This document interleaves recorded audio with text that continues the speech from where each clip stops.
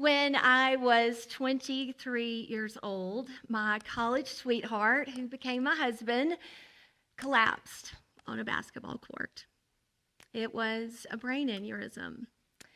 And I was left with no explanations, and I didn't get to say goodbye.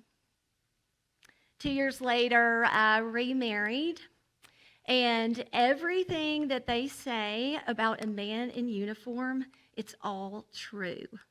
Blair Faulkner wore a flight suit every day. If you've ever seen a man in a flight suit, you know what I'm talking about. He flew the A-10 and he flew the T-38, and he was my chapter 2. I was so excited about our life together. We had 2 children, and we were living our dreams. And he went to fly on a beautiful April morning. He kissed me that day. He said, "Honey, I love you. I've got 3 flights today." And I said, "Well, we've got swimming lessons, real exciting day." And he left. And I get a call from the chaplain, and he said 5 words to me. He said, "We are looking for you."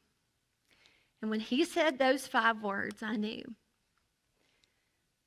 Blair and his student pilot had taken off on the runway at 12:30 with a full tank of gas, and a cable in the wing broke, and they were instantly killed.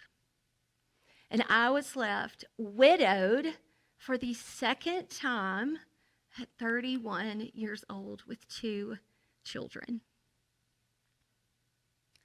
I don't know about you, but when hard things happen, pain, loss, trauma, I feel like there's a universal question that we all ask. And that question is, why did this happen to me? Show of hands if you've ever asked that question. Yes, every one of us. But that question feels like such a doorway, but it's actually a dead end. And for me, not only was I asking that question, everyone around me, why would this happen to someone so young?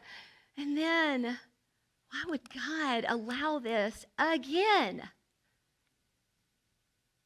Everyone was asking that question, including me, and I would ask it over and over and over. And psychologists have a name for this. It's called rumination.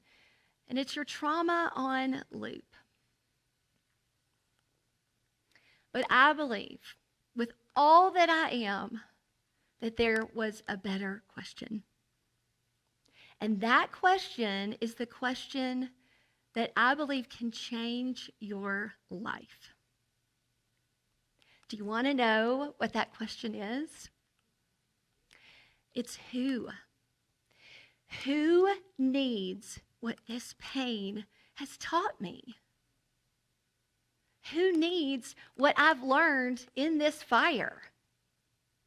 And that question stops the loop of rumination for me. What is so fascinating is that our brains are actually designed with a filtering system. So not only is this not only emotional, it's neurological. It's a really big word. It's called the reticular activating system. And it basically just means that your brain gets to tell you what to ignore and what to notice.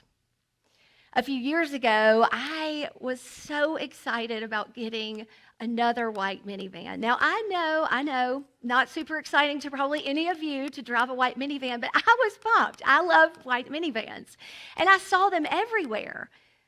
But did everyone start driving white minivans? No.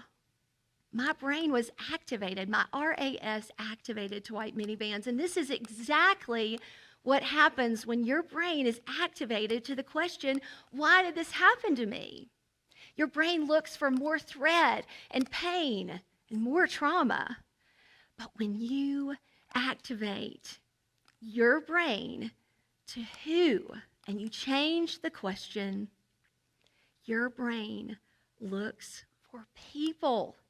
People who need what you've learned. And this is exactly how survivors become guides. And it's how your story keeps showing up in places where it's needed most.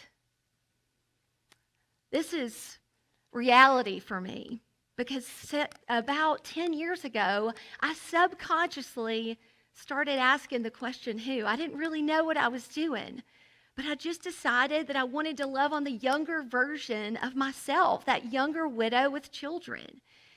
And so I invited 20 widows to come to Atlanta, Georgia, where I live. And I really didn't have some big plan. I just wanted to love on them. I wanted to be with them. I'm not a therapist. I didn't have a whole lot of technical skills to give them, but I did know good food and gifts. And people a lot of times will show up for that. And their ability to ask a better question after that 24 hours with just being in the presence of other widows, a little bit ahead of them, was remarkable. And through that group of 20, it became dozens and dozens of retreats. And then that became conferences of hundreds and hundreds of widows. And now we have 90 local communities of women who are asking a better question. Who needs what I've learned in this pain? And they find those widows. The biggest myth that I see is that people believe that they have to be healed to help someone. That could not be further from the truth. Because the reality is that your healing happens in motion. It doesn't happen in isolation. The sad reality is that for me, it took 10 years before I changed the question. My friend Suzanne, who was a recovering alcoholic, she called me one day out of the blue, really, and she said, Rachel, she said, I've got 9 widow friends here in Birmingham, and I would just love for you to come over and share with them.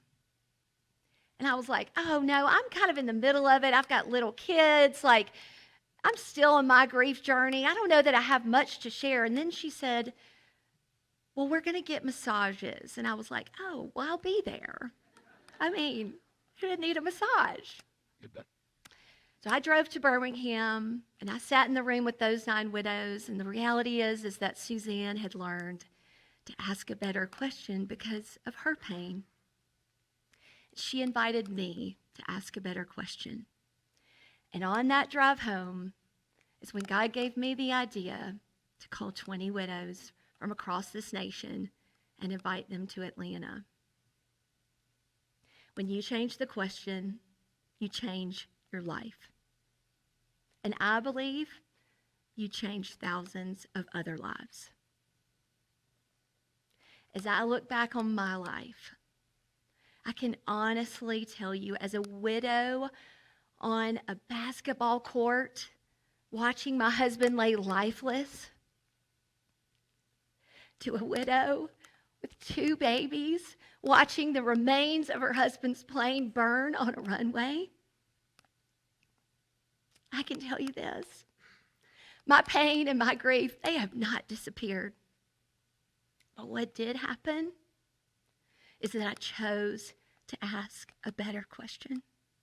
So I want to invite you to think about the hardest day of your life, the thing that made you ask over and over, why did this happen to me? And now I want you to think of one person where you could change the question and say, who needs what I have learned through this pain? That question will change the world. So tonight, will you join me and stop asking why and start asking who? Thank you.